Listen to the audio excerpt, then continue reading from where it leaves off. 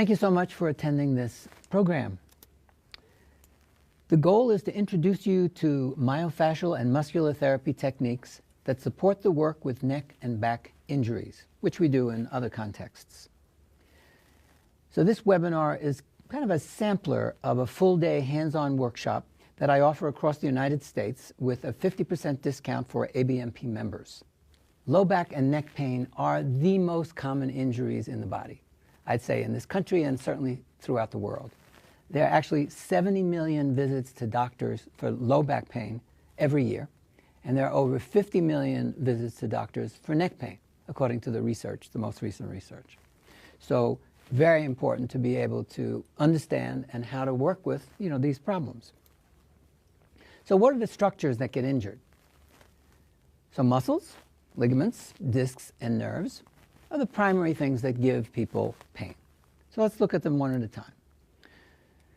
So if you hurt a muscle, and you hurt your back, you hurt your neck, you go to sleep, you wake up, you feel good. That's a muscle because it's highly vascularized. You got a lot of blood circulation, so your body heals easily in that way. One of my teachers said, well, if you hurt a muscle, we lock you in a closet for 2 days, you'll probably be better. So any treatment works. However, when you move into a disc, which is called a nerve root compression or radiculopathy, it's kind of a silly name, but that's severe pain. That means your nerve is being pressed upon by a disc that's not just bulging, but extruded from its matter and really pressing and squeezing on that nerve. When that happens, you have tremendous pain. The pain does not let up. It's usually on one side of your body, and it often refers down your arm if it's the neck, or down your leg if it's your back, or even into your foot. It could be around to your front of your abdomen. But it is very painful. It doesn't let up until you take very powerful medication, or you have surgery, or you just let it alone. And after a year or so, sometimes a year and a half, the extruded matter dries up, shrivels off, and drops off. That's why a lot of conservative physicians say, hey, let's just wait. And that's a good idea. Now let's come to the next kind of injury, and that's in the ligaments. Ligaments are the things that hold your bones together. And the ligaments, when they get injured, they can hurt you for years and years and years. You see people who have had ligament, neck, or back pain for 20 years, and nothing, helped them permanently. Maybe they got better, they got worse, they got better, they got worse. One of the features is it goes on both sides. It changes. With a disc, it doesn't change. So there are about 21 ligaments in your neck that can cause you pain in your neck, and there are about 15 or 18 in your low back that can cause you pain for years and years and years. Now they're very low vascularization. So if you've ever done any cadaver work, they're white. Look on a chart, they're white. They're not red like muscles are. There's very little blood circulation. So when they get scarred and scar tissue occurs in them, it can stay for a long, long, long, long time without the appropriate treatment. And the appropriate treatment is do something to get rid of the scar tissue. And that could be a lot of different things, usually not massage, usually injection or something to break it like a manipulation, or friction therapy, which breaks apart the scar tissue, which is what I teach throughout the whole body. But that's not what we're doing today. We're doing the auxiliary kind of myofascial and deep tissue massage muscular therapy work that assists in the healing of the injuries. So let's talk about cervical anatomy first, and let me just take a moment to say that I teach anatomy really differently. Everybody here could find anything, any muscle, any ligament, if you were in a book. It's pretty simple. You look it up, you find it. However, if I asked you to put your finger on the intertransverse process at C7, most of you couldn't do that. If I asked you to touch the iliolumbar ligament in the back or the sacroiliac ligaments, forget it. I often ask in my classes, can you put your finger on the distal end, that's the end that attaches to the bone, of the supraspinatus tendon, which is in the shoulder? And I have yet to have anybody answer that correctly, because it's right here. But in order to get it, you have to be in a special position. So in order to touch it here, you'd have to saw the bone off, throw it away, and there it is. But all you have to do is put your hand behind your back, and it comes around to the front, and then you can treat it. But most people have no idea how to touch anatomy. So what I do is I will teach you the shortest anatomy lesson in the history of body work. And then I'm going to do a long piece to have you actually find every single structure with your fingers. And I'll be there to help you to find out exactly if you're right, if you're wrong, if you're on the right ligaments or whatever we're working on. So that's how I do it. So let's do this part first. So I want you to put your finger on the back of your neck and just feel those bumps right in the back of your neck. Those are your cervical spinous processes. So just feel them. Some of them are deep. Some of them are sticking out near the bottom, C7, C6. And then go up to the top. And you'll feel a bump on the back of your head called the occipital protuberance. So the ligaments go all the way down there in the center. Okay? So that's the spinous process. Now we've got the cervical transverse processes. Those are the ones on the side. They stick out on the side. So if you put your fingers behind your ears on your mastoid processes, and then you go down a little bit, maybe a ½ inch, and you press in, you hit something hard. Keep going down, keep pressing in, and you're hitting something hard. And you're going through muscle, and you're hitting the bone, and you're actually touching the ligament. So the ligaments we're going to talk about are the nuchal ligament, the supraspinous. These are usually commingled. The nuchal is more superficial, and the supraspinous is underneath, and their fibers are commingled. Then we've got the interspinous, which is deep, and then we got the transverse. So let's take them one at a time. So first we have the supraspinous ligament here, and that ligament is continuous from the top of your neck all the way down to your sacrum. And you can injure each little part of it, but it's continuous. Now you see that little hole in there, that place that's in there right behind the ligament? That hole doesn't exist. That's a Benjamin, like space that I created because I want to show you that there are two different ligaments there. One that's on the surface that you can actually touch and treat, and the other one that's inside that only goes from one to the other. Just spans two, that helps hold that together. So you have two different ligaments. Now that one you can't actually touch because it's too deep. You'd need some other kind of treatment, an injection or acupuncture needle, something to get in there. It's a little different. We don't treat that one. Then we have your intertransverse ligaments, which give people unbelievable amount of pain. Like 90% of the pain in the neck probably comes from these. So they go from vertebra to vertebra. And so if you put your finger on your transverse process and you're on it or in between it, you're on the ligament. And so it's a very fine skill to actually find it. They're very thin, they're very small, they're very narrow. But when they get injured, they cause tremendous amount of pain. So we're going to be working a lot with those. So now we're going to do our anatomy palpation. That was the shortest, anatomy lecture probably ever. Now we're going to spend a fair amount of time with you finding all of the structures. And we're going to be finding the supraspinous ligaments, and we're going to be finding the intertransverse ligaments. And I want to orient you to what it looks like because it can be a little disconcerting because the person is lying supine, they're on their back, and your hands are underneath their head. Now when I'm demonstrating, you can't see anything unless you're looking from under the table. So what we did is we had a professional crew, we had a glass table, and the cameraman is on the floor shooting up.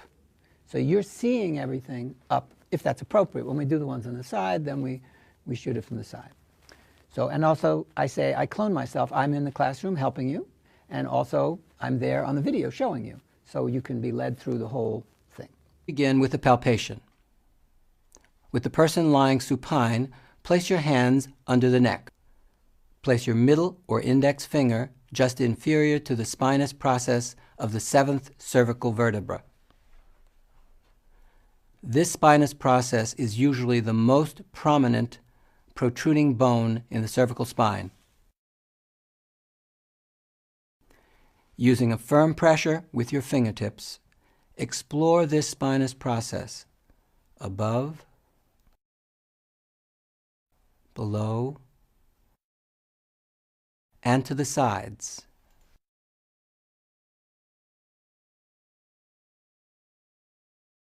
Now starting inferior to it, run your fingers over the vertebra until you are in the space above it, between C6 and C7.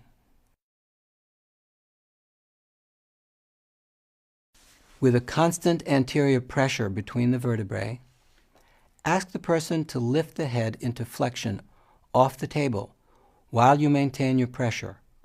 As the person lifts the head, you will feel the ligament that holds these two vertebrae together becoming taut, like a thin, stretched, very flat cord. Have the person lie the head back down and continue moving up the vertebrae, one at a time, feeling the spinous processes and the ligaments. This is the supraspinous and nuchal ligaments intertwined. The nuchal ligament is the most superficial, and the supraspinous ligament lies just beneath it, but their fibers are commingled. Take your time. The ligaments are the structures that lie in between these bony protuberances, as well as passing right over them. When you reach the top of the spine, you will feel a bump at the lowest portion of the skull. This is the occipital protuberance. It is where the ligament attaches to the skull. Now move down one by one and continue to explore the spinous processes.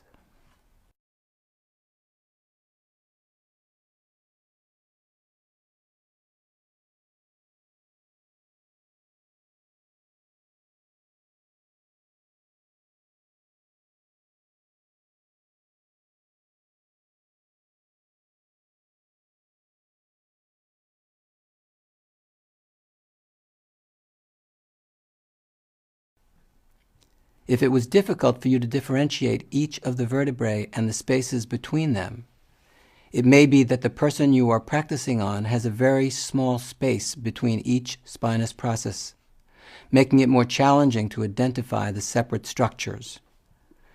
This may be due to their natural anatomical structure, defined by the angle and length of their spinous processes, or there may be some thinning of the discs on this person, so that the spaces between the vertebrae are very small.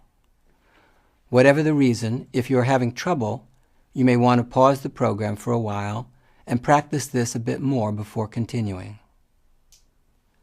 Go very slowly. Now place your middle or index fingers on the inferior tip of the mastoid processes, which are located behind the ears.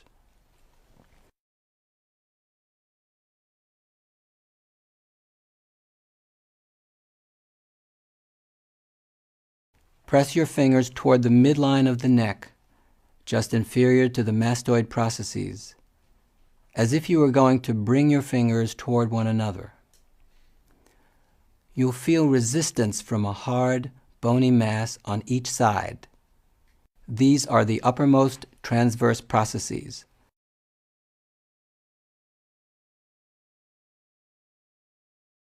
Allow your fingers to slowly sink into the neck in order to feel them more easily.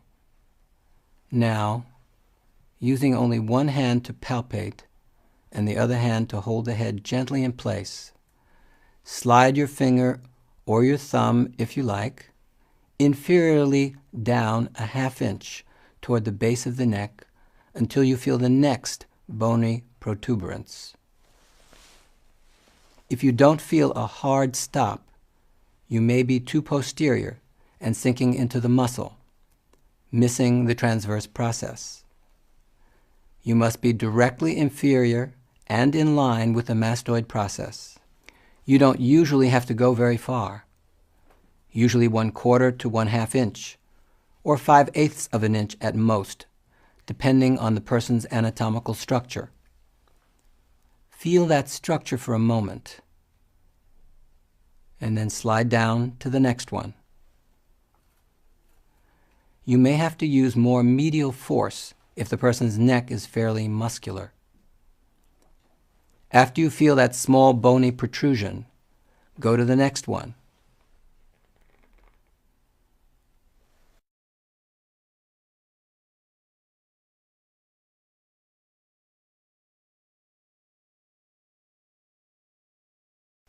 and the next until you reach the base of the neck. Take your time. When you reach the junction between the neck and the shoulders, you will be at the 7th transverse process.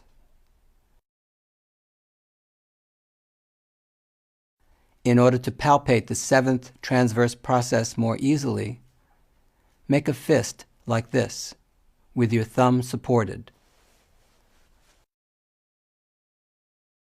Then place your thumb in front of the trapezius muscle and pull it back toward the table. Now press medially toward the midline until you feel a bony protuberance.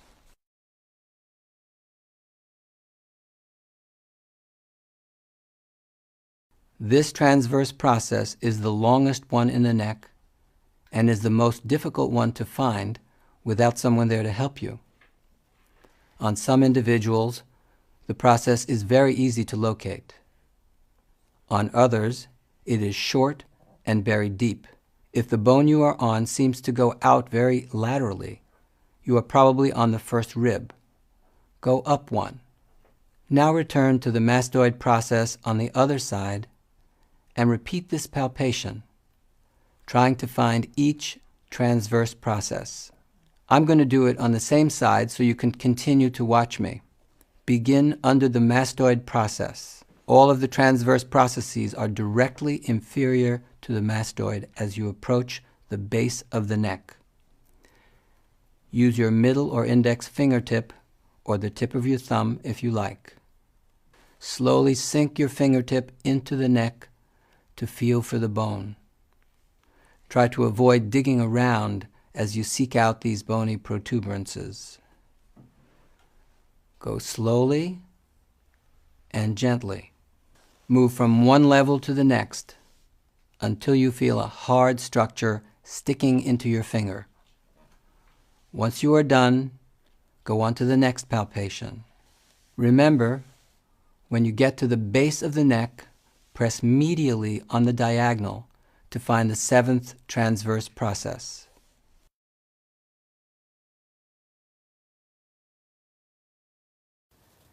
Take whatever time you need before continuing.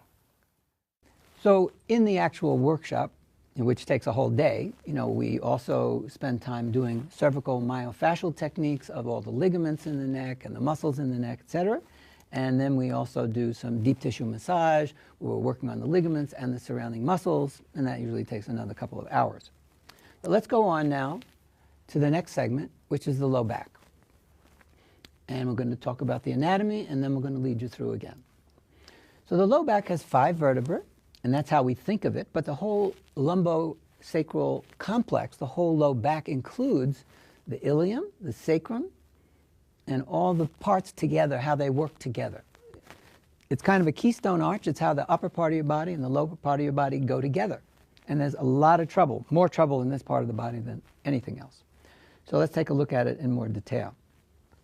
So here we have the supraspinous ligaments that go from L5 down to L1. And then we have the suprasacral ligaments, which most people don't even think about, don't even know about. And they're right in the central line of the sacrum, because you fuse together those vertebrae in embryo when you were being born there, before you were born. And so we can get injured all the way down to the top of the coccyx. And then we also have intertransverse ligaments on the low back, but they don't get injured quite as much as the others. So now we have the things that do get injured a lot. So probably the sacroiliac ligaments get injured more than any other structure in the entire body. And when that happens, the pain is straight across the lower back in the lower pelvis, like a band of maybe 2 inches wide that goes straight across. And that's the common variety. It could do lots of things, but usually the person has that. So if you look at the upper left, you're going to see that those are the posterior sacroiliac ligaments. So those are the ones, if you touch your sacroiliac joint area, then that's what you're going to touch through a fascia. And those you can work on. Now over here on the right, we have the interosseous sacroiliac ligaments, and those are too deep. Again, you would need another kind of treatment to do that. And then we have the deep anterior ligaments, which of course you can't touch at all. And we have two more ligaments that are incredibly important that are not easy to find unless you know what you're looking for.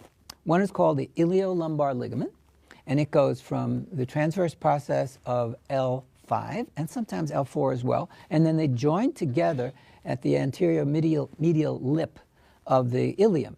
And so they're sitting right there on the ilium, about an inch lateral to the PSIS, the posterior bump that's on there, posterior superior iliac spine, PSIS. So that when that one gets injured, you have pain straight across the low back on one side. You can have pain on the outer part of your hip. You can have pain in your groin and into the testicle or labia on that side for a man and a woman. Then we have the sacrotuberous ligament, a very neglected ligament. It's actually right now, if you're sitting on the sit bone, which is the this here, the ischium. And the ischium is where the sacrotuberous ligament is located, and it goes up, up, up, up, and it fans out in this big fan and attaches at the edge of the sacrum. So when it gets injured as it attaches to the sacrum in this long piece over here. It barely ever gets injured way down at the sit bone or in the middle. It's where things are attached that they kind of pull away from the structure. That's where their kind of weakest link is. So we're going to help you to find these structures and to work on them. If you actually put your hand on your hip, like when you're standing and you just put your hand on your hip, your thumb is actually pretty much on your iliolumbar ligament, just about. But we'll come around and help you with that.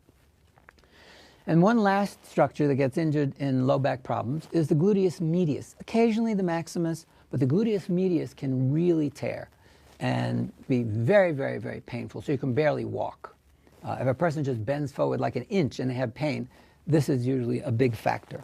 And it attaches over here at the greater trochanter and attaches to the inside the ilium, about the lateral third, and it gets really damaged. So we do some work with that as well. Okay, so here I have a picture of a drawing that I have in one of my DVDs to kind of give you a graphic picture before we start actually looking at it of where these ligaments are. So here are the sacroiliac ligaments. They go across and they kind of go down. So when we work on them, we kind of go in a curved action. It's a very small space. This is a big picture, but it's a very small little triangular space. Then the sacrotuberous ligament attaches right to the edge, and even though it goes way down here, that's where it gets injured. Then these are the PSISs right there, and I help you to locate those. And over here, over about an inch lateral to the PSIS is the iliolumbar attachment. And then of course, in the center you have the supraspinous ligaments. On the sides you have the transverse, and here you have the suprasacral in the middle. So that's what it looks like, but seeing it on a body is very, very different. And so we're going to take you through that very slowly. And if you come to a workshop, I'll be there, but in this webinar, I won't be there. So anatomy palpation, here we come. With the person lying prone, place your index finger on the low back just inferior to the spinous process of the lowest vertebra you can identify. The L5 spinous process at the base of the back is fairly prominent in most people, and the sacrum is rather flat in comparison.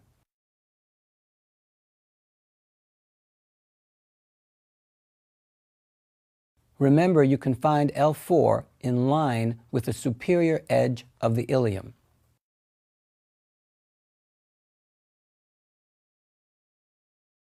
So here's L5. Applying firm pressure, use your fingertips to explore the spinous process. Press below, above, and to the sides of the process.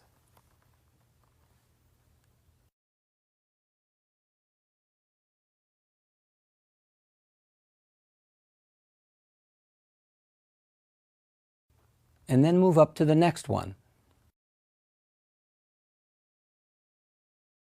Again, feel below,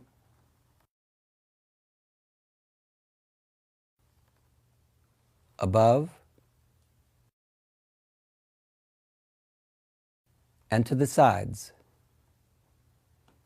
exploring what the spinous process feels like under the skin. Take your time and see if you can locate all 5 of them.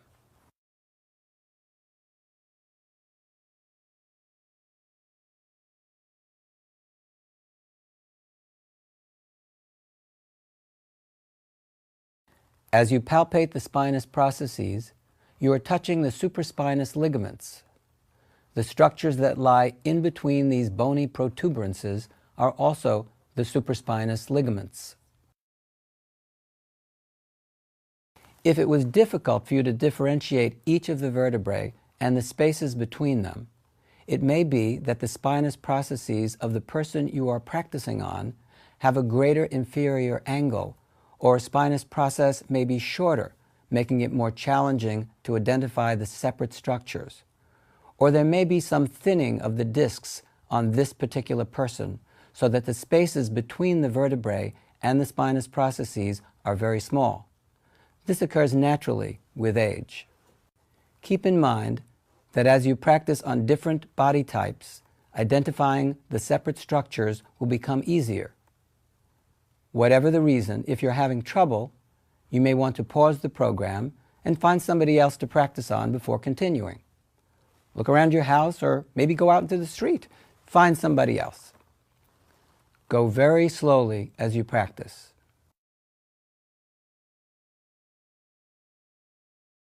Locate L5 again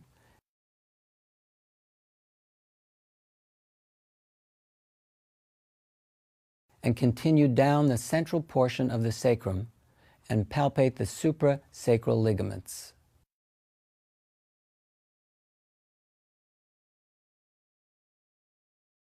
They are right at the center of the sacrum and right on the surface. As I mentioned before, these ligaments are the continuation of the supraspinous ligaments. You will move over 5 little bumps.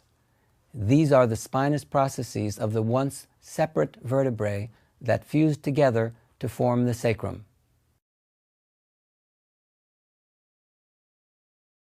Put your fingers into the little spaces between the bumps. These are the segments of the suprasacral ligaments that are injured when a person feels pain right on the central portion of the sacrum. Now, see if you can find the posterior superior iliac spine, generally referred to by the initials PSIS. They are the most prominent bony structures at the superior posterior portion of the ilium. Identifying these landmarks help us to determine where several other important structures are located. On some people, the PSIS sticks right out and is easy to locate, but on others, it's very difficult to find. If you're having any difficulty, trace the crest of the ilium from the lateral to medial until you feel a bony protrusion.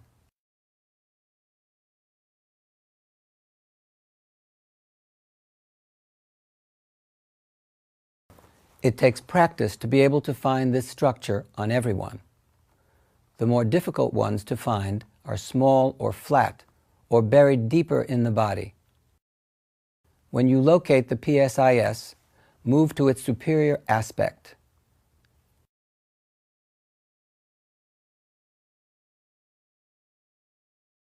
Now move directly toward the spine. You will be at the level of S2.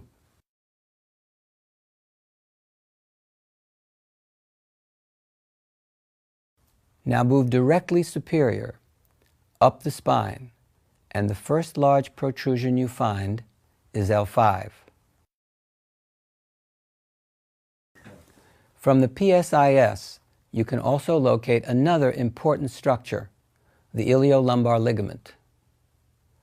Starting at the PSIS, trace the iliac crest out laterally, so you get a sense of the angle and shape of the person's ilium. Some have a steep climb up, while others are flat and wide. On a woman, you will move more laterally, and on a man, you will move more vertically. Once you've traveled about 1 inch along the crest of the ilium, you'll reach the iliolumbar ligament. This ligament is attached to the superior anterior surface of the ilium, just inside the lip of the ilium. To access it, you have to sink into the tissue above the ilium and exert pressure on its superior anterior surface. This is the spot where the iliolumbar ligament generally gets injured. You won't feel a distinct bump here, but as you see more and more people with iliolumbar ligament sprain, you get to know exactly where it is. When the ligament is injured, that spot is very painful when palpated. Now come back to the PSIS and move slowly from there along the lateral border of the sacrum toward the coccyx.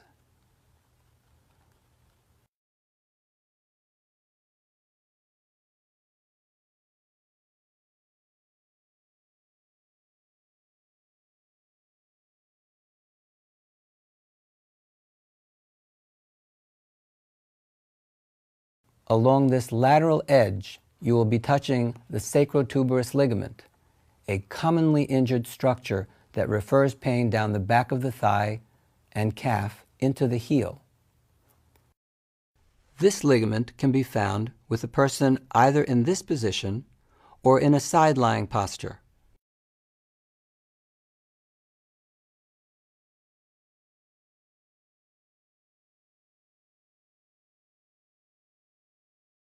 Now come back to the border of the sacrum, and we'll take a look at the most important and most frequently injured ligaments in this area, the sacroiliac ligaments. They lie between the suprasacral ligament and the outer edge of the sacrum, attaching to the ilium. The fibers crisscross this region, some horizontally and some obliquely.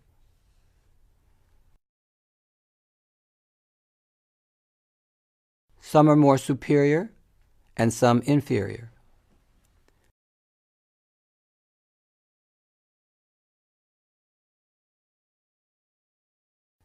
Some fibers are close to the midline and some closer to the ilium.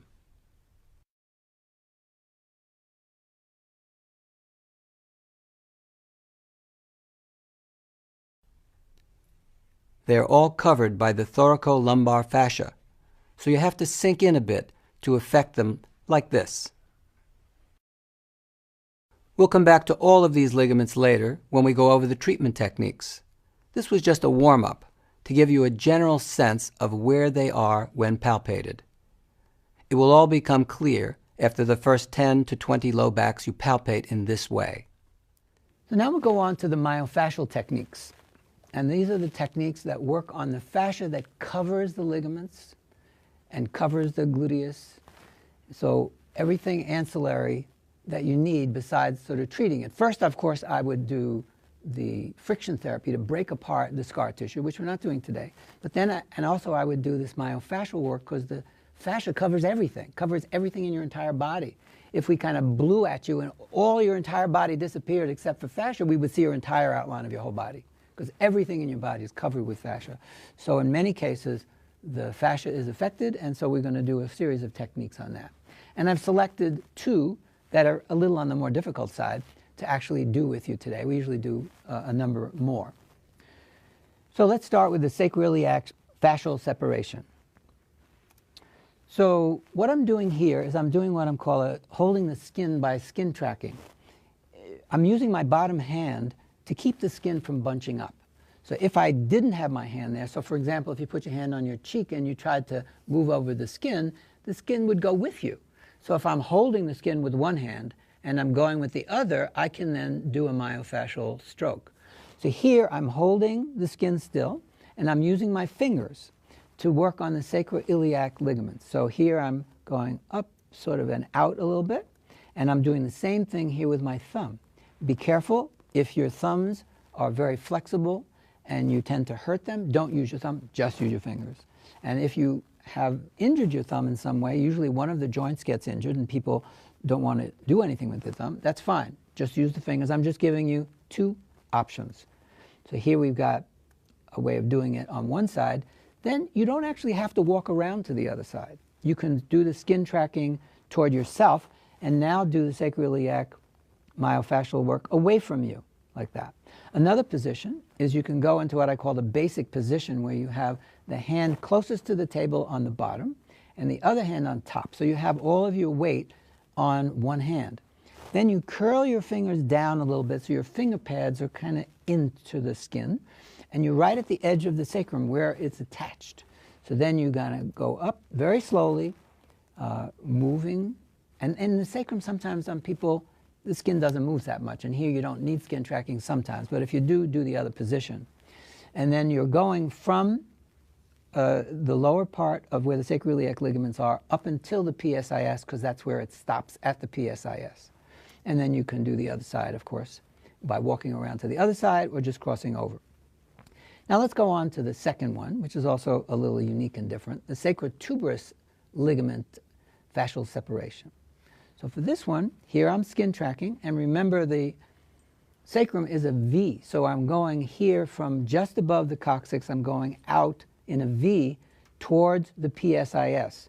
So here I'm moving very slowly, but on the slide not so slowly. I'm going to move out to there. So I'm going slowly that way in a V out, in a very slow, easy way that I'm taking the fascia with me and I'm working the fascia. Then I want to go in the opposite direction. So here I'm going to skin track with one hand, and I'm starting at the PSIS, and I'm moving down toward the coccyx. And I stop at the top of the coccyx because that's where the ligament stops. You can also do that with your fingers if your thumb doesn't work that well. So now we're going to lead you through doing those techniques with a kind of a taping that I call a lead through, so it slowly takes you through the steps. You don't have to memorize anything. So here we go. Separation. Now we're going to do the sacroiliac fascial separation. Remember, the sacroiliac ligaments go back and forth here, and some of them go slightly down. And I'm going to skin track here, and I'm going to use my fingertips right in this space right here. And I'm going to go right up and out. I'm going to go up and out.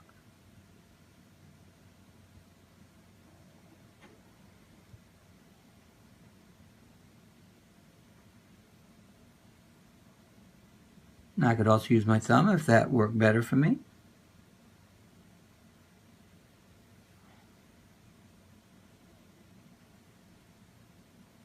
And sometimes the skin doesn't move all that much around this region, so I could use the basic position and just use my fingers like that.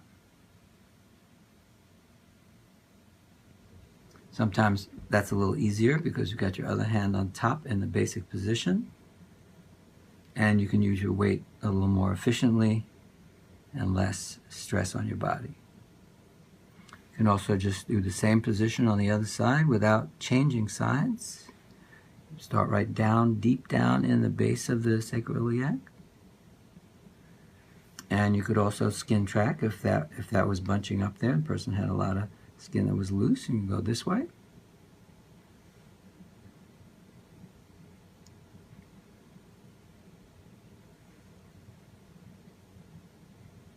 And you move as slowly as the tissue wants you to go. And you could also do it with your fingers in this way too. Remember, you want to keep your body healthy, and some people have better use of their fingers than their thumb. Sometimes if you have very flexible joints in your own body, you want to be very careful about the use of your thumb. And of course you could walk to the other side if that's easier for you, and do it that way.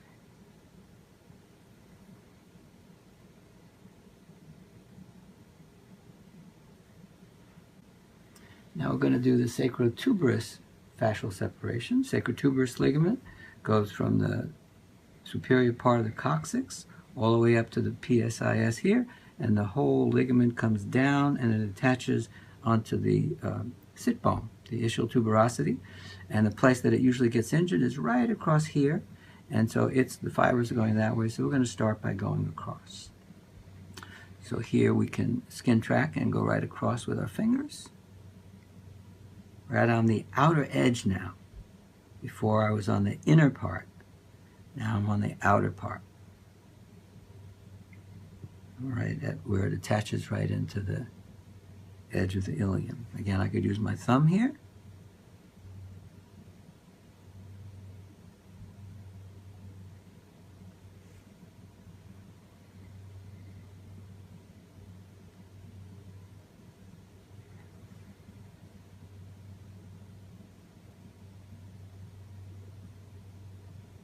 And I'd also want to go in the other direction. So if I was using my fingers, I would skin track up this way, make sure I'm on the outside, and aim down toward the superior part of the coccyx.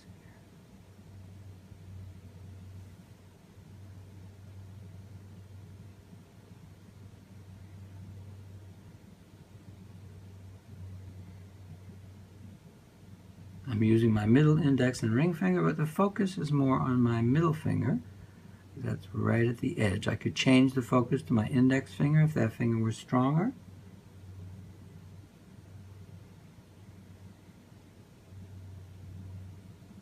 Or I could use my thumb again this way, if that was easier for me.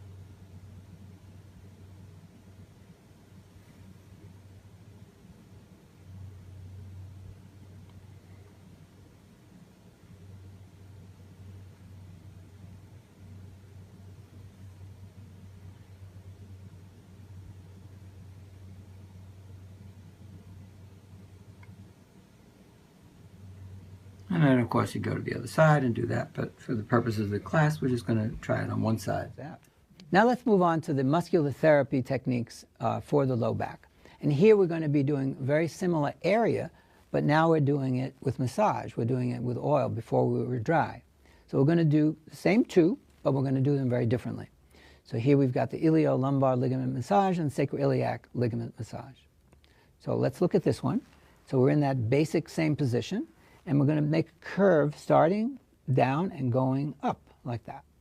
So we're starting here at the iliolumbar ligament is just beyond where my index finger is. I'm starting right at the PSIS, and the PSIS is about 1 inch lateral.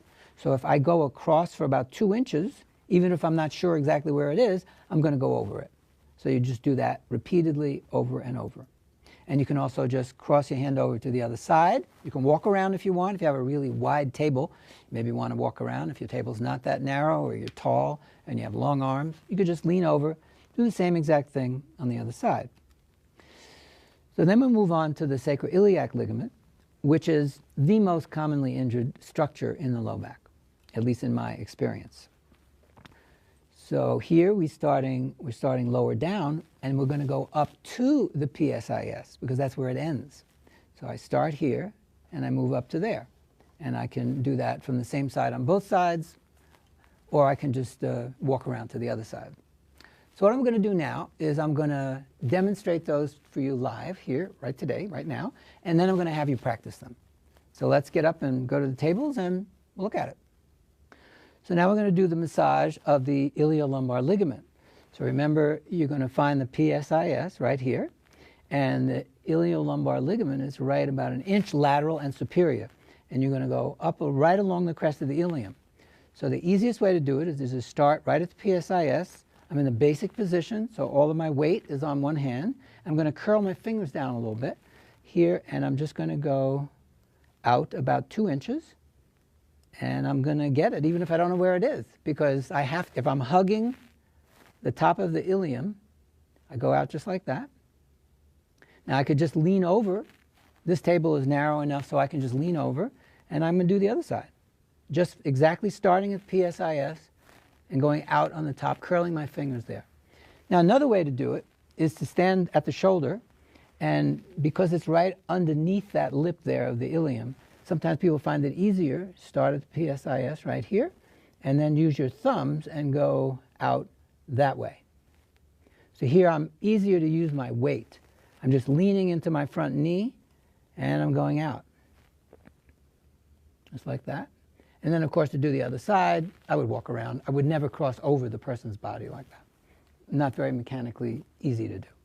Okay, so that's number one. Number two, we're going to do the sacrum. Remember, the sacroiliac ligaments are between the central part of the sacrum and the edge of the sacrum here. So right in this triangular spot is where those sacroiliac ligaments are. So now I'm going to be starting way down at the base here of the sacrum, and I'm going to be coming up in a curved arch like this. And I'm going to do it in that same hand position as one alternative, and I'm going to go up and out like that. And I'm just leaning my weight of my body, and I'm stopping at the PSIS. Before I started at the PSIS, but now I'm stopping at it. That's why it's important to know those landmarks on a body, not in a book. I say now another way you could do it is you could just cross over and then go into this thumb point position. And this time use the pad of your thumb and go up here like that. I'm just going to show you with one thumb so you could see it easier. So I start down at the base of the sacrum, and I go out, and I'm hugging the edge of the ilium, and then I'm going to come more close to the spine because it's, you know, it's all in this whole area. So I'm going to open it, open it, open it with my other hand on top. Or of course I could just go around and do it that way. So to review, you're going to do start at the PSIS, go out, get the iliolumbar ligament. You're going to start way down here at the base, just at the base of the sacrum, and you're going to come up right in the curved arch right here. All right, so let's go to work. So let's start with the iliolumbar ligament massage. So first you're going to be in the basic position. One hand's on top of the other. This hand's going to be like that. Just feeling for the PSIS. Oh, you want to feel for the PSIS. Good idea. Feel for the PSIS. Can you feel it? Find it. Yeah. Right here. Let's see. It's a little bit right here. Right there. That the highest bump. That's it. Bump. You having trouble with that? Let's see. Let's see. You got it. His is very pronounced. Good. All right. Good. All right. Go ahead. So this is. Go a little further. That's it. There you go. Okay, no, wrong hand on the bottom here. Let's get this hand on the bottom, this hand on the top, and you're starting right at PSIS, and flatten your whole hand out. That's it. There you go. And around there. That's it. Good. And back. And go. That's great. Good. That looks great. Now try to lean over and do the other side from where you're standing.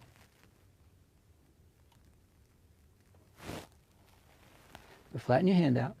That's it. So you're not tightening. That's it. Great.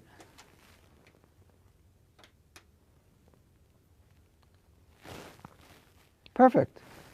Guys, great. Let's go on to do the sacroiliac ligament now. So you're right in this little spot here. And you're curling in a kind of half. No, keep that same position this way. That's it. And you're going to curl out like that. And you're hugging the ilium when you do it at first. A little quicker. That's it. And now move so you're coming toward the spine a little bit, but going that same arc. That's a little smaller. It's a very small space. That's it. Now come closer to the center. That's it. Good. You got it. Relax this hand. That's it. Come back to the beginning. And now come a little closer to the spine. Great. Now try reaching across and using your thumb. This thumb on the bottom, this hand on top of that hand. And no, just one thumb, and put your other hand on top of this hand. Put the pisiform bone on top of this joint. Gotcha. A little further down. No, a little further down. Now flatten your hand all out. Just that's it. There you go. Now do the same thing on this side. There you go. Great. So now we'll go on to the muscular therapy techniques for the mid-back. Now usually we do the upper back, the mid-back, and the low back, but I'm just going to give you a sample. That's something that you can do here today, that we can do within this hour. Okay, so we're going to do a technique called the zigzag, and we're going to do a technique called the heel half moon. Now when you are giving pressure to somebody's body, what you're doing is you're applying weight to the person, usually on a very broad area, like the whole hand. So if I had, maybe I could do this live with you. Can I have you come on up and let me show this? Let's see, maybe where should we do it here? Or should we do it there? In front of the TV? Does it matter? Should we do it? It's okay. So come on over here. Let's face out there. Okay, so what I'm going to do is I'm going to lean on you. Put your legs apart a little bit so I don't knock you over. So if I lean on him with all my weight, I'm lifting my leg up. I'm lifting my leg up, and I'm leaning. How does that feel? Is that a lot of pressure or not really? Not too much. No. So it's kind of gentle because I'm putting all of my weight into my entire palm. Now I'm going to do the exact same thing, and I'm going to use my fingertips. I'm going to do the exact same thing, and I'm going to use my fingertips. So if I do this and I do that, that's a little different. How does that feel? Yeah, it's a lot more. So it's maybe 5 times the pressure because now I'm using the same amount of weight, but I'm using it in a very tiny area. Okay? So all your clients are usually saying, more pressure, you know, and you can't do that very easily without exhausting yourself. So what I've done is created a series of techniques that concentrate a lot of pressure in a tiny spot on your hand so that you have a lot of force with very little effort. So you could do twice as many treatments, not get tired. So thank you. Have a seat. Okay, so we're going to do these 2 techniques, and the first one is called the zigzag mid-back. And that's the shape of the movement. It's a zigzag over the erector spinae muscle. You do not do this over the spine. We're now working on the muscles next to the spine. And here we're on the far side of the spine, and we're going to do that first, and then we'll do the other side of the spine. So that's the shape of the movement, and you're going to go into this position I call the thumb point position. Your bottom hand is open, and your thumb is on the bottom. And the distal joint of the thumb on the palmar surface is the tool, so to speak. It's not doing any work. The other hand goes on top of that joint with the pisiform bone. The pisiform bone, that bone on the outside of your wrist, and you lean your weight, and tremendous force comes into it. That's the force you want. And you're going to go zigzagging across that. So you're going to go boom, boom, boom, right across that. At first we'll try it slow, and then you can do it rather quickly. And it breaks apart tension in a very efficient way. And you know that you're doing too much if the person jumps, okay, if their muscle jumps. But if you just do just under that, you're going to be breaking apart the tension in a very systematic way. And then finally, you'll be able to do it very hard after maybe a month or so of treatment, a couple times a week, maybe longer, depending on the person. So we do this zigzagging motion in one place.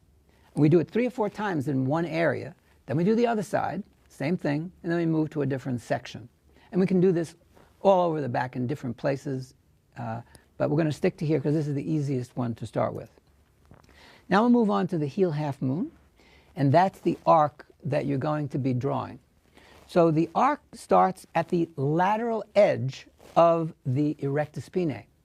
And the erector spinae just between the shoulder blades is maybe an inch, half an inch wide, and it gets to be about, let's say, 3/4 of an inch to 1.5 inches where we just were in the mid-back. And the low back, it gets to be like 2.5 to 3 inches wide, depending on how muscular you are.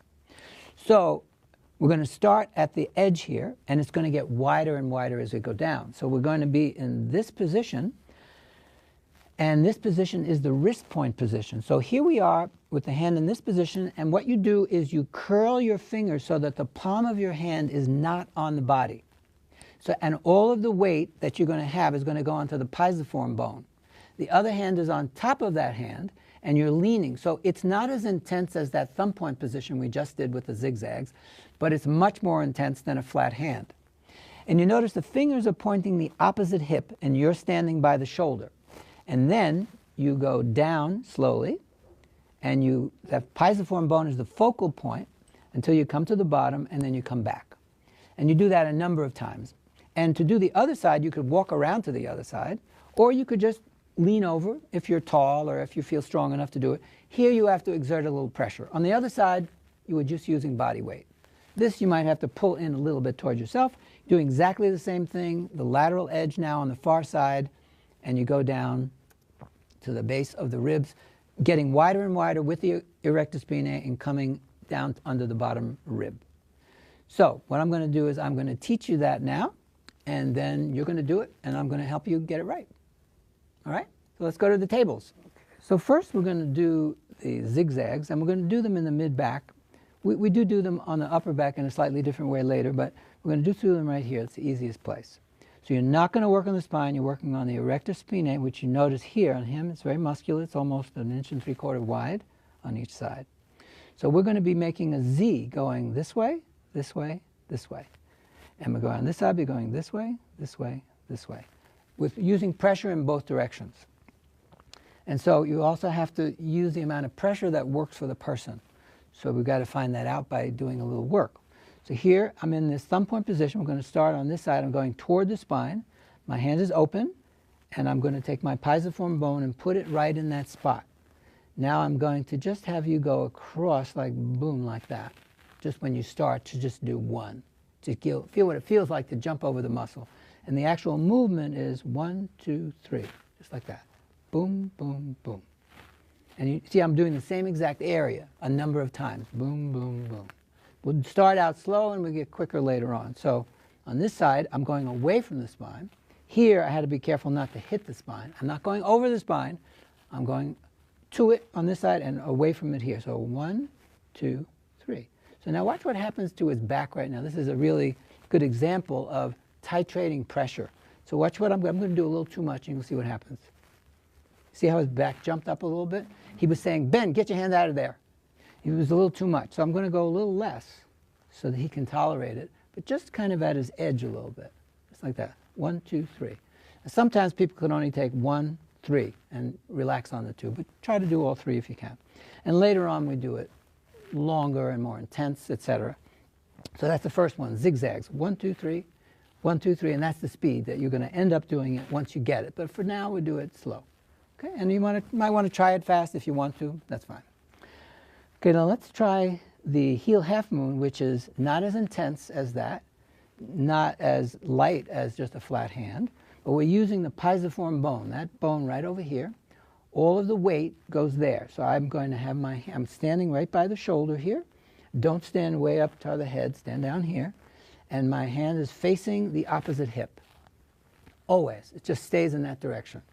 I put this hand on top, and now I do this to my hand. I cup my hand up like that, so that my palm is not on him at all, but my pisiform bone is at the lateral edge. And for him up here, it's pretty far out. It's like an inch because he's a very muscular person.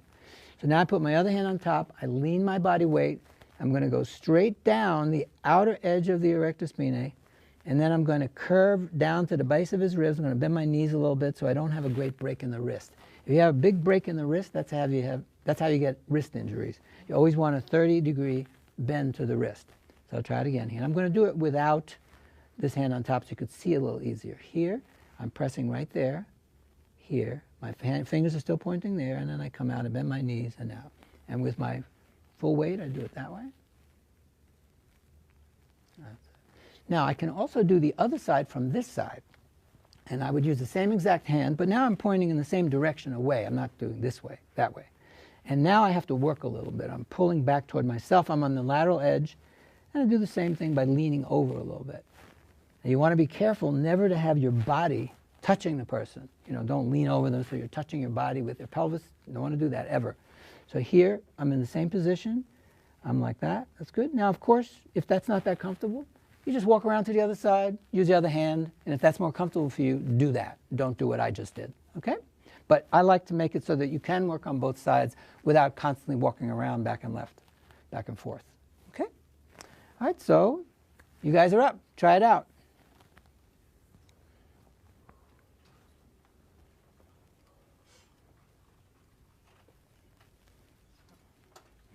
So you're going to be in that thumb point position. Mm-hmm.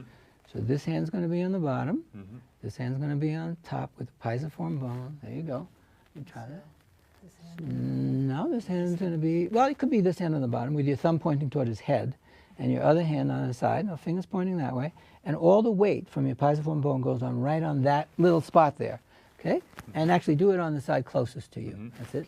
And you're on the side closest. Now come, just do one. Go toward the spine and lean your body weight. Boom. Feel that? Go. Boom. That's it. Again. Boom. That's it. Again. Boom. That's it. That's what you want to do. Now you're going to make a Z. 1, 2, 3, but a small Z. Go ahead. 1, 2, 3. Perfect. Again. Okay, you're going a little too big. Yeah. Boom, boom, boom. Now, did he jump a little bit? Yeah. All right. A little lighter. Go ahead. 1, 2, 3. That's it. Great. Now go to the other side and do the same thing exactly on the other side. Just cross your hand over. Cross your hand over to the other side. Now you're going away from yourself first. Away, toward, away. But go down. Go boom, boom, boom. That's it. Away, away, away. Good. Away, away, away, toward away. That's it. Boom, boom, boom. And try to lean your body weight as you do it. So you're not working, don't work with your thumb at all. Now, try doing it fast. 1, 2, 3. Boom, boom, boom. And try to make the Z. Don't stay in one place. That's it. Again. That's good. Now do it on the other side.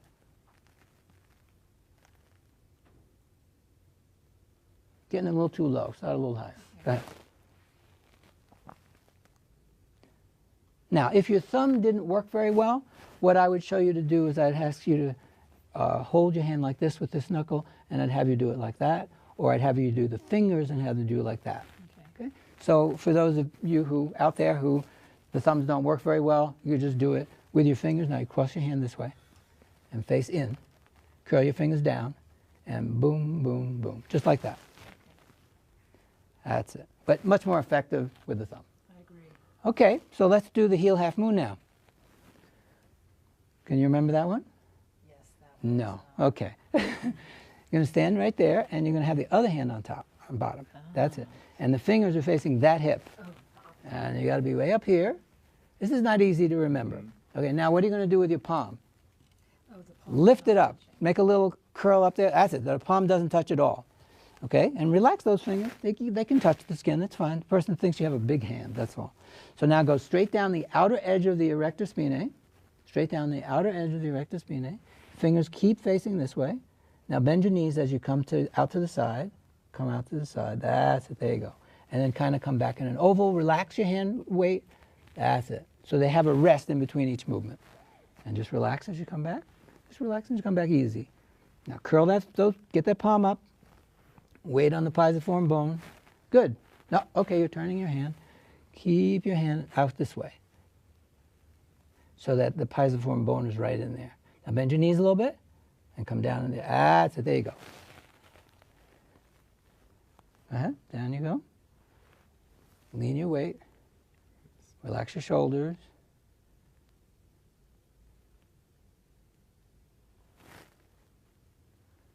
Curl up a little bit more. That's it. There you go. Great. Walk around. Walk around. Okay, so let's have you do that last one, but with the other hand there. That's it. Now, where are your fingers pointing? Opposite hip. Opposite hip. Hand is, that's it. This hand is just relaxed on top. There you go. Now, those fingers are supposed to be pointing here. That's it. That's the mistake everybody makes. So I'm glad you're making those mistakes.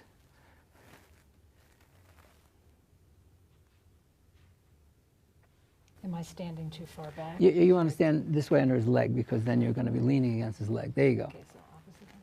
That's good. Curl your finger up there. That's it. Good. Come on down. Good. Good, good. And go out and bend your knees a little bit. That's it. Try once more. Facing this way with your fingers. Lean your weight. And out you go. That's it. Perfect. Great. Good. No, you have to face that. Oh, there we go. Good. Get the palm up. Go ahead. All right. You did it. Let me take a moment to introduce you to some of my DVD training programs that explore the in-depth assessment and treatment of injuries to specific body parts. The 7-disc shoulder series covers the anatomy in depth, all 30 assessment tests and history of the shoulder, the integration of all the information to understand what's actually injured, all the treatment techniques including myofascial therapy, friction therapy, massage therapy, exercise therapy, and so forth. The final disc is a case study where you see me actually taking the history, doing all the assessment tests, doing the first treatment, the third treatment, the fifth treatment, and until the resolution of the issue. And you see me teaching them exercises, when they get it wrong, what you do when you're speaking with them. And then I do the same thing for the low back, the neck, where most of the injuries are ligamentous, as we've talked about. We also do the 23 most common injuries to the knee and a series of common injuries to the shoulder, the hamstring, the elbow, the ankle, and the foot. In an effort to make my material accessible to everyone inexpensively, I've created a subscription membership. And for $29 a month, people can access over 140 online courses, which include the assessment and treatment of injuries to the entire body, pregnancy massage, oncology massage, ethics, and much more. To find out more about it, just visit benbenjamin.com or thebenjamininstitute.com. The Advanced Techniques series is the DVD version of the full-day course that I teach around the country on myofascial and deep tissue techniques and what we've been doing today.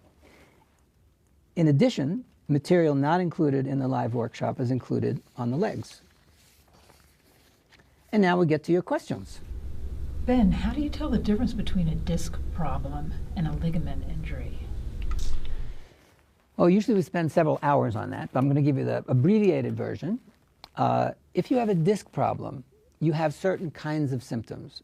For example, it's always painful. You don't just get into a position and it's not painful. It always hurts. It usually refers kind of distally, like if it's in the back, it usually goes down toward the lower leg or foot. If it's in the neck, it usually goes toward the hand. There's funny tingling and stuff. And it's all the time. And when you are moving, we have what we call asymmetrical limitation. So for example, that means if you can turn your head to the right, you can't turn it to the left. If you can bend it to the left, and you can't bend it to the right. And with the back, maybe you could bend forward, but you can't bend back, or you can bend to the right and not to the left. So you have an asymmetrical limitation, you have constant pain, it's really referred out. So I always say to students, you need to have at least 3 different symptoms. Your reflexes will change, a whole bunch of things happen when you have a disc problem. When you have a ligament problem, you can move, it hurts, but you can move. It's usually on both sides, and when you touch it, it hurts. And if you touch the ligaments on someone who has a disc problem, no problem, doesn't hurt at all. Now, there is a case where they have a ligament injury and a disc injury, and you don't know how much is from each, so you could give them, let's say, 40 or 50% relief, which they'd be happy for, but you're not going to resolve the disc problem with your hands. That make it clear? It does. Great. So Ben, is it safe to work on people that have disc problems? Well, it depends on what you're doing. If you're working the way I'm talking to you about, when we're working on the ligaments, there's no excessive movement, I'm not manipulating anything, I'm not stretching people in funny positions, they're just lying there still, and I'm working on the ligaments, and only if the ligaments are involved. Okay? And it's perfectly safe. The disc is way inside, and you're not going to touch it and affect it. However, I would always have a doctor's note. If a person has a real disc problem, I would have a doctor say it's okay, so you're covered, you're safe, so that no problem. Right? So it's no problem to work on as long as you're not whipping the person's head or back around and stuff like that. And another little tip, if you're working on somebody who has a low back disc problem, or any kind of low back problem, and they have pain when they bend back, that means when they lay on a table, their body goes into extension with the low back. And especially if you're pressing on it, it goes further into extension.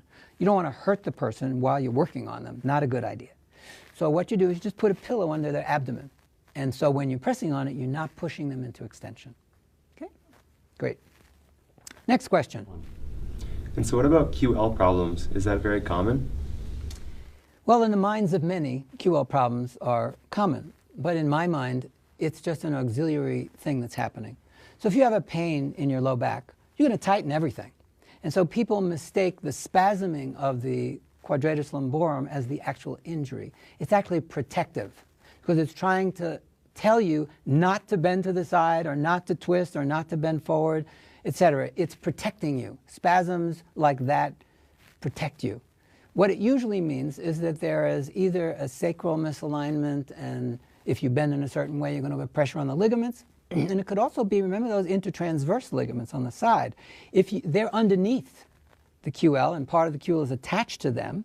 So if you have ligament tears in your intertransverse ligaments in the low back, that will definitely make your QL spasm up and tighten up because it doesn't want you to move it. So the key is to get rid of the source. The source will then allow the body to relax. The QL will just relax. And sometimes therapists, when they come to my classes, they say, you know, I've been working on the outer edge of the QL, and I didn't know I was actually working on the ligaments. I thought I was working on the muscle. Now it makes a lot more sense because it was only the outer edge that was important to work on, where it's attached actually to where the ligaments are attached to. So it's common for it to hurt, but it's not common to be the source of the injury, at least in my understanding. So what about upper back pain? Where does that originate? Upper back pain can originate in several different places. What we've been talking about, of course, it can originate in the neck. And it can originate usually in C4, C5, C6, and C7. You know, when people get a pain between their shoulder blades, that usually comes from C7.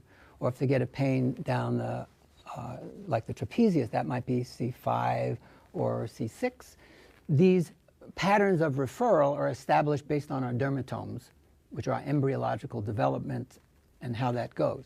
So if you have a pain in your upper back, it can certainly come from your neck. As a matter of fact, you could have head pain, shoulder pain, arm pain, hand pain, pain down to the bottom of your chest, all the way to the base of your shoulder blades that are totally coming from neck ligaments. Okay? Now, you could also have injuries in your thorax. So you could have ligamentous injuries in your thorax in T1, T2, T3, etc. And they could be, when they refer pain out. But most of the upper back pain that happens comes from the neck. So then I have a question about, you mentioned these as injuries that occur. Is this something that's like an event that happens, a car crash, something where it's very easy to notice what the injury is? It certainly happens the way you just described. You could be in a car crash, you could fall down, do all sorts of things that create a momentary injury. So that's the person that comes in and says, I had an accident, it hurts. And then you have the person who says, I just woke up and my neck hurt and it's been hurting ever since. Or slowly over time, and that's one of the questions you ask when you do a neck history, which usually takes 30 minutes. Did it come on slowly? If it came on slowly, it's often because people are sitting like this at their desk, you know, rounded over kind of like this, and they're typing on their computer for hours and hours and hours and hours, and their head is way forward. And so there's a slow stretching of the ligaments and tearing of the fibers, what we call micro tears. It might happen over a 5 or 10 year period of time, and all of a sudden, your neck hurts.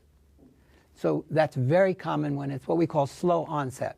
Quick onset, usually there's an incident, but it could be, they'll say in your back, the person who says, well, I just bent down to pick up a pen and my back went into spasm.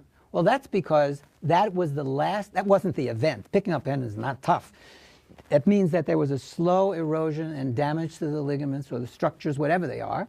Could be the disc, could be the gluteus muscle, and you had a damage that happens over time, and then that was the last straw that did it. So it could be an accident, so to speak, but really it was a slow erosion of the health of the structures. If you don't use them, for instance, you lose them. Like, you know, when the guys went up in space to the moon, they lost 20% of their bone density, their muscles. Now they do exercise like crazy up there with machines because you lose it if you don't use it. So if somebody is like a weekend athlete, they sit around all day and they do it once in a while, they get hurt because their ligaments begin to atrophy and deteriorate. You got to use things to keep them strong. And so that combination of not doing much and being in positions that allow you to get hurt a little bit at a time, then one day, bang, it happens. That answer you? Yeah. Great. Can pain refer from the neck to the legs? Pain cannot refer directly from the neck to the legs. No, the pain that's referred from the neck will just go into the arms, the chest, the upper body. Now, if you have a spinal cord injury, you know, things will be affecting the legs. But generally speaking, I think if I get your question right, people will come in and say, you know, my neck hurt and then my leg hurt. Well, what that means is their whole spinal alignment, their whole spinal health is compromised, and they might have a low back problem. So you might ask them the question, well, does your low back or hip ever hurt? Oh, yeah, sometimes. Is it always in combination with your neck? Oh, not always, but usually. So their body's kind of falling apart. You know, I just had a client the other day. Their neck's gone, or thorax gone, or low back and her hip joint. So lots of things. So when one part of your body is hurt, let's say they started out with a neck injury, then they're going to move funny. They're not going to be playing athletics. They're not going to be exercising because it hurts. So then their low back deteriorates and their body begins to break down, and they actually have an injury in their low back. So if you do an exam of their low back, then you find they're having a pain down the leg because of something actually in the low back. I remember I had a student who taught in Chicago, and he did the shoulder workshop like 3 times. He was an expert in the shoulder. But whenever anybody had another body part, he said, no, I don't do that. So he finally, you know, bit the bullet, did the whole training, all 10 trainings, so he could do the whole body, because Everything's related. It's not one part to another part. If your neck's hurt, you're going to probably hurt your shoulder. If your mid-back is hurt, you might be going to hurt your low back. If your low back is hurt, your knees are going to be funny because you're going to be walking strange. So everything is a continuum with your health, with how you exercise, with how you're happy at what you do, your stress level, all of that comes together. Okay, thank you so much.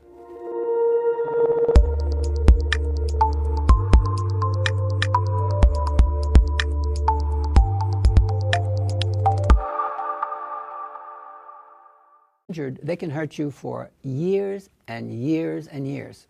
You see people who have had ligament, neck, or back pain for 20 years, and nothing, helped them permanently. Maybe they got better, they got worse, they got better, they got worse. One of the features is it goes on both sides. It changes. With a disc, it doesn't change. So there are about 21 ligaments in your neck that can cause you pain in your neck, and there are about 15 or 18 in your low back that can cause you pain for years and years and years. Now they're very low vascularization. So if you've ever done any cadaver work, they're white. Look on a chart, they're white. They're not red like muscles are. There's very little blood circulation.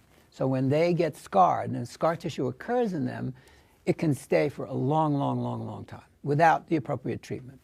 And the appropriate treatment is do something to get rid of the scar tissue. And that could be a lot of different things, usually not massage, usually injection or something to break it like a manipulation, or friction therapy, which breaks apart the scar tissue, which is what I teach throughout the whole body. But that's not what we're doing today. We're doing the auxiliary kind of myofascial and deep tissue massage muscular therapy work that assists in the healing of the injuries. So let's talk about cervical anatomy first, and let me just take a moment to say that I teach anatomy really differently. Everybody here could find anything, any muscle, any ligament, if you were in a book. It's pretty simple. You look it up, you find it. However, if I asked you to put your finger on the intertransverse process at C7, most of you couldn't do that. If I asked you to touch the iliolumbar ligament in the back or the sacroiliac ligaments, forget it. I often ask in my classes, can you put your finger on the distal end, that's the end that attaches to the bone, of the supraspinatus tendon, which is in the shoulder? And I have yet to have anybody answer that correctly, because it's right here. But in order to get it, you have to be in a special position. Because in order to touch it here, you'd have to saw the bone off, throw it away, and there it is. But all you have to do is put your hand behind your back, and it comes around to the front, and then you can treat it. But most people have no idea how to touch anatomy. So what I do is I will teach you the shortest anatomy lesson in the history of bodywork, and then I'm going to do a long piece to have you actually find every single structure with your fingers. And I'll be there to help you to find out exactly if you're right, if you're wrong, if you're on the right ligaments, or whatever we're working.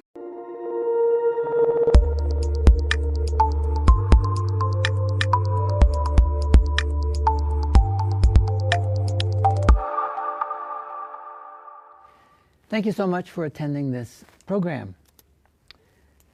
The goal is to introduce you to myofascial and muscular therapy techniques that support the work with neck and back injuries, which we do in other contexts. So this webinar is kind of a sampler of a full-day hands-on workshop that I offer across the United States with a 50% discount for ABMP members. Low back and neck pain are the most common injuries in the body, I'd say in this country and certainly throughout the world. There are actually 70 million visits to doctors for low back pain every year, and there are over 50 million visits to doctors for neck pain, according to the research, the most recent research. So very important to be able to understand and how to work with these problems. So what are the structures that get injured? So muscles, ligaments, discs, and nerves are the primary things that give people pain. So let's look at them one at a time.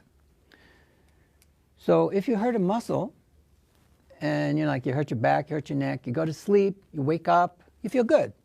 That's a muscle, because it's highly vascularized. You got a lot of blood circulation, so your body heals easily in that way. One of my teachers said, well, if you hurt a muscle, we lock you in a closet for 2 days, you'll probably be better. So any treatment works. However, when you move into a disc, which is called a nerve root compression or radiculopathy. It's kind of a silly name, but that's severe pain. That means your nerve is being pressed upon by a disc that's not just bulging, but extruded from its matter and really pressing and squeezing on that nerve. When that happens, you have tremendous pain. The pain does not let up. It's usually on one side of your body, and it often refers down your arm if it's the neck, or down your leg if it's your back, or even into your foot. It could be around to your front of your abdomen. But it is very painful. It doesn't let up until you take very powerful medication, or you have surgery, or you just let it alone. And after a year or so, sometimes a year and a half, the extruded matter dries up, shrivels off, and drops off. That's why a lot of conservative physicians say, hey, let's just wait. And that's a good idea. Now let's come to the next kind of injury, and that's in the ligaments. Ligaments are the things that hold your bones together. And the ligaments, when they get in, the supraspinous ligament lies just beneath it, but their fibers are commingled. Take your time. The ligaments are the structures that lie in between these bony protuberances, as well as passing right over them. When you reach the top of the spine, you will feel a bump at the lowest portion of the skull. This is the occipital protuberance. It is where the ligament attaches to the skull.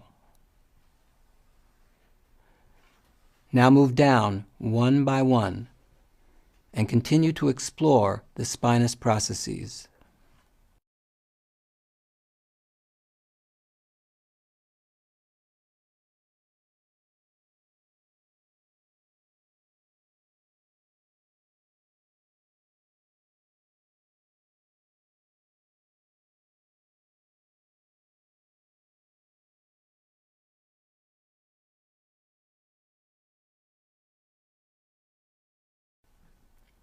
If it was difficult for you to differentiate each of the vertebrae and the spaces between them, it may be that the person you are practicing on has a very small space between each spinous process, making it more challenging to identify the separate structures.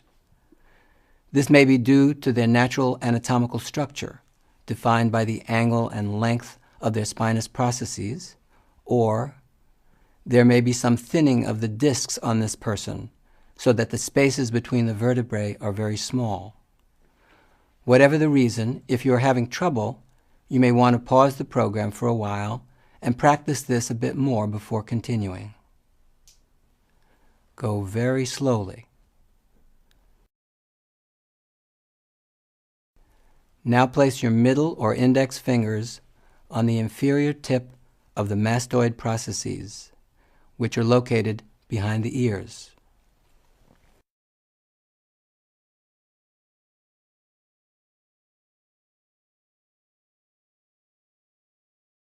Press your fingers toward the midline of the neck, just inferior to the mastoid processes, as if you were going to bring your fingers toward one another. You'll feel resistance from a hard, bony mass on each side. These are the uppermost transverse processes. So that's how I do it. So let's do this part first. So I want you to put your finger on the back of your neck and just feel those bumps right in the back of your neck. Those are your cervical spinous processes. So just feel them. Some of them are deep. Some of them are sticking out near the bottom, C7, C6. And then go up to the top. And you'll feel a bump on the back of your head called the occipital protuberance. So the ligaments go all the way down there in the center. Okay? So that's the spinous process. Now we've got the cervical transverse processes. Those are the ones on the side. They stick out on the side. So if you put your fingers behind your ears on your mastoid processes, and then you go down a little bit, maybe a half inch, and you press in, you hit something hard. Keep going down, keep pressing in, and you're hitting something hard. You're going through muscle, and you're hitting the bone, and you're actually touching the ligament. So the ligaments we're going to talk about are the nuchal ligament, the supraspinous. These are usually commingled. The nuchal is more superficial and the supraspinous underneath, and their fibers are commingled. Then we've got the interspinous, which is deep, and then we got the transverse. So let's take them one at a time. So first we have the supraspinous ligament here, and that ligament is continuous from the top of your neck all the way down to your sacrum. And you can injure each little part of it, but it's continuous. Now you see that little hole in there, that place that's in there right behind the ligament? That hole doesn't exist. That's a Benjamin, like space that I created because I want to show you that there are two different ligaments there. One that's on the surface that you can actually touch and treat, and the other one that's inside that only goes from one to the other. Just spans two, that helps hold that together. So you have two different ligaments. Now that one you can't actually touch because it's too deep. You'd need some other kind of treatment, an injection or acupuncture needle, something to get in there. It's a little different. We don't treat that one. Then we have your intertransverse ligaments, which give people unbelievable amount of pain. Like 90% of the pain in the neck probably comes from these.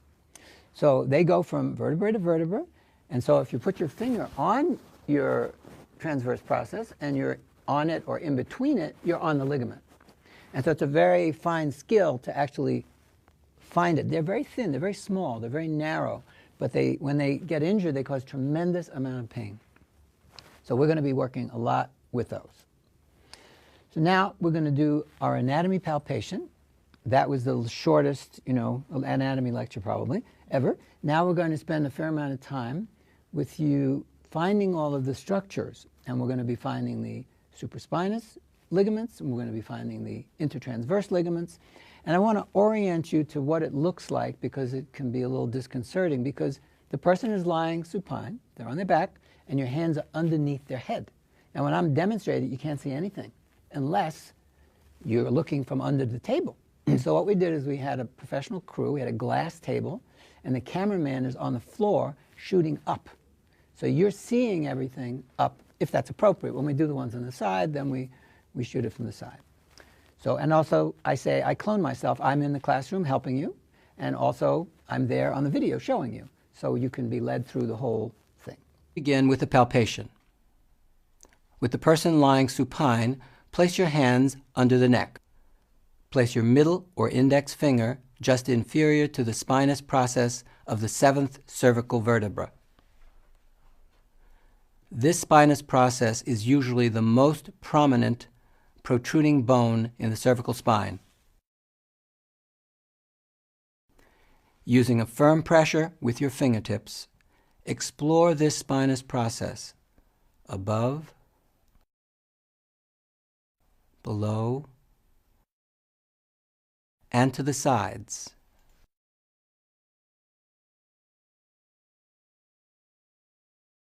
Now starting inferior to it, run your fingers over the vertebra until you are in the space above it, between C6 and C7. With a constant anterior pressure between the vertebrae, ask the person to lift the head into flexion off the table while you maintain your pressure. As the person lifts the head, you will feel the ligament that holds these two vertebrae together becoming taut, like a thin, stretched, very flat cord. Have the person lie the head back down and continue moving up the vertebrae, one at a time, feeling the spinous processes and the ligaments. This is the supraspinous and nuchal ligaments intertwined. The nuchal ligament is the most superficial